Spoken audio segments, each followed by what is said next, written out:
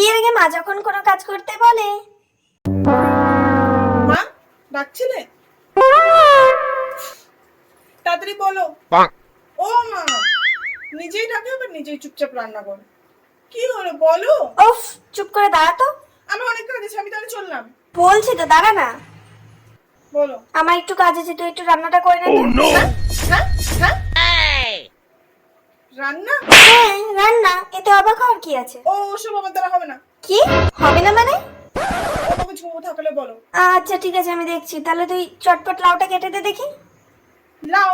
হ্যাঁ, লাউ কাটতে হবে? হ্যাঁ, এনে ধর, এই ছুরিটা ধর, এটা দিয়ে কাট। ছুরি দিয়ে? ও, তুই ছুরি দিয়ে তাহলে পারবি না? এনে বটিটা দিচ্ছি, এটা দিয়ে কাট।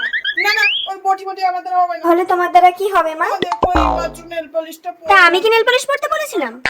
আর তারপরে যদি আমার হাত কেটে যায়? ওসব কিচ্ছু হবে না। এই ছুরি লাউ কুচি আমার দ্বারা। তোমার অন্য কাজ থাকলে বলো। আমার অনেক কাজ আছে।